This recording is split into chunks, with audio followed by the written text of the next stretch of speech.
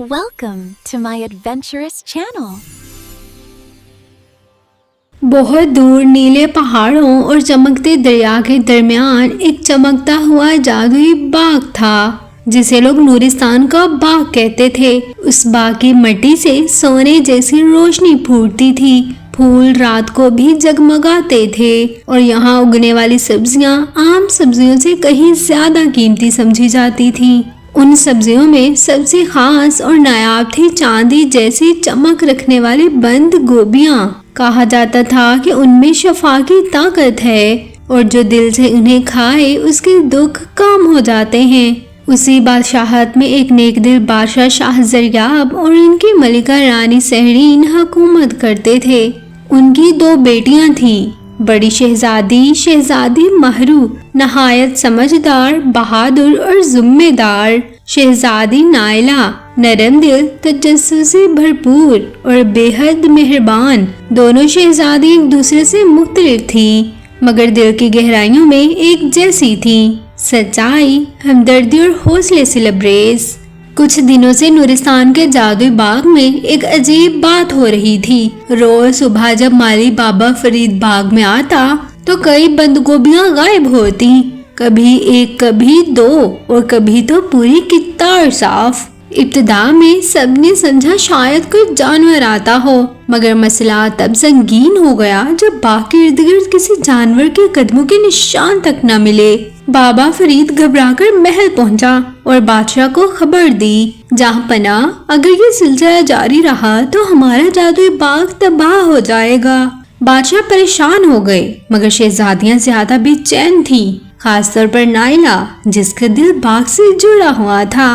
नायला ने कहा, अब्बा जान इजाजत दें तो मैं खुद इस राज को जानने की कोशिश करूंगी। महरू ने भी हौसला अफजाई की, हम वादा करते हैं कि एहतियात के साथ जाएंगे। आखिरकार बादशाह ने भारी दिल से इजाजत दे दी, मगर अपने खास मुहाफिज सरदार खजरान और दूर ही दूर उनकी निगरानी के लिए भेज दिया। चांदनी रात थी, नूरिस्तान का बाग रात में और भी हसीन लगता था।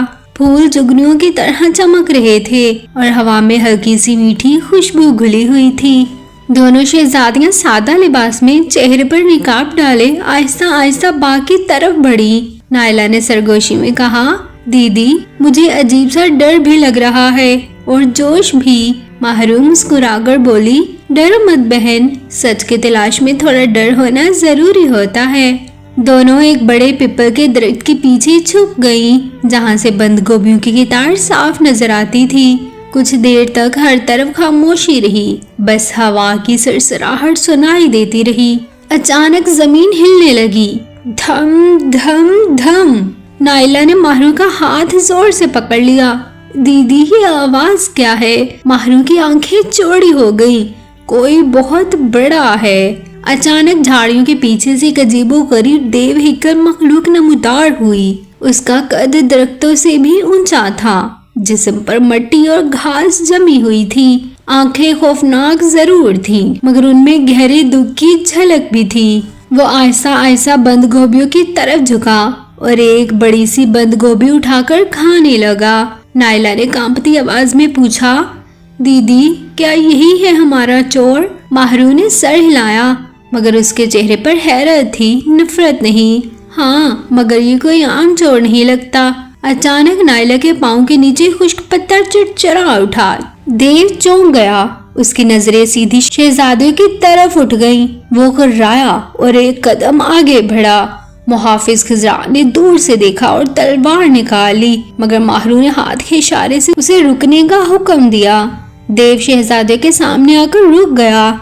उसकी सांसें भारी थी, उसकी आंखों में गुस्सा कम और खौफ ज्यादा था। महरू ने हिम्मत करके कहा, हम तुम्हें नुकसान नहीं पहुंचाने आए, हम सिर्फ ये जानना चाहते हैं कि तुम हमारी बंद गोभियां क्यों चुरा रहे हो। देव चंद लम्हे खामोश रहा, फिर उसकी भारी आवाज गूंजी, मैं भूखा हूँ। नायला को ऐसा लगा जैसे उसका दिल टूट गया हो। तुम कभी इंसानों के पास क्यों नहीं आए? देव ने सर झुका लिया। इंसान मुझसे डरते हैं, मुझे मार डालते हैं, मैं पहाड़ों के पीछे रहता हूँ। कई दिनों से मुझे खाने को कुछ नहीं मिला था, बाग की रोशनी ने मुझे यहाँ खींच लिया। ماہرو نے نائلہ کی طرف دیکھا، دونوں کی آنکھوں میں آنسو تھے۔ دیو نے اپنی کہانی سنائی۔ اس کا نام گرمانو تھا۔ وہ کبھی دوسرے دیووں کے ساتھ ایک سرسبز شاداب وادی میں رہتا تھا، مگر انسانوں اور دیووں کے درمیان ایک پرانی جنگ ہوئی جس میں اس کے سارے ساتھی مارے گئے۔ وہ اکیلا بچ گیا۔ خوف کے مارے اس نے پہاڑوں میں پناہ لی، مگر وہاں نہ خوراک تھی نہ سکون۔ میں نے کسی کو نقصان نہیں پہنچانا چاہا۔ گرمانو کی آواز بھر آئی، میں صرف زندہ رہنا چاہتا ہوں۔ نائلہ روتے ہوئے آگے بڑھی، مگر ماہرو نے احتیاط سے اس کا ہاتھ پکڑے رکھا۔ اگر تم نے سچ کہا ہے تو ہم تمہاری مدد کریں گے، مگر وعدہ کرو کہ تم دوبارہ چوری نہیں کرو گے۔ گرمانو نے فوراً سر جھکا لیا، میں وعدہ کرتا ہوں۔ اگلی صبح دونوں شہزادیاں گرمانو کو ساتھ لے کر محل پہنچی۔ پورا شہر خوفزدہ ہو گیا، لوگ دروازوں کے پیچھے چھپ گئے، سپاہی تلواریں تان کر کھڑے ہو گئے۔ بادشاہ زریاب بھی حیران اور محتاط تھے۔ یہ دیو ہمارے محل میں کیوں لایا گیا ہے؟ ماہرو نے ادب سے ساری حقیقت بیان کی۔ نائلہ نے بھی معصوم لہجے میں گرمانو کا دکھ بیان کیا۔ دربار میں خاموشی چھا گئی، سب گرمانو کو گھور رہے تھے۔ گرمانو نے کانپتی آواز میں کہا، اگر آپ مجھے سزا دینا چاہتے ہیں تو دے دیں، مگر میں دوبارہ بھوکا نہیں رہنا چاہتا۔ بادشاہ نے کچھ دیر سوچا، پھر انہوں نے نرم مگر باوقار لہجے میں کہا، چوری غلط ہے، مگر ہم اس کی وجہ بھی سمجھتے ہیں۔ نورستان کی سرزمین مہربانی کے لیے مشہور ہے، بدلے کے لیے نہیں۔ بادشاہ نے حکم دیا، گرمانو کو گناہ کی سزا نہیں دی جائے گی، مگر ایک شرط پر، وہ ہمارے باغ کی حفاظت کرے گا اور آئندہ کسی چیز کو نقصان نہیں پہنچائے گا۔ اس کے بدلے میں اسے کھانا، پناہ اور عزت دی جائے گی۔ پورا دربار حیران رہ گیا، مگر شہزادیاں خوشی سے جھوم اٹھیں۔ گرمانو کی آنکھوں سے موٹے موٹے آنسو بہنے لگے۔ میں اپنی پوری زندگی آپ کے احسان کا بدلہ چکاؤں گا۔ اسی دن سے گرمانو باغ کا نگہبان بن گیا۔ کچھ ہی دنوں میں نورستان کا باغ پہلے سے زیادہ محفوظ ہو گیا۔ کوئی چور، کوئی جنگلی جانور اب باغ میں داخل ہونے کی ہمت نہیں کرتا تھا۔ گرمانو رات بھر پہرا دیتا، دن میں باغ کی دیکھ بھال کرتا اور بابا فرید کے ساتھ مل کر پودوں کو پانی دیتا۔ بند گوبیاں پہلے سے زیادہ ہری، زیادہ روشن اور زیادہ طاقتور ہو گئیں۔ لوگوں کے دلوں سے گرمانو کا خوف آہستہ آہستہ ختم ہونے لگا۔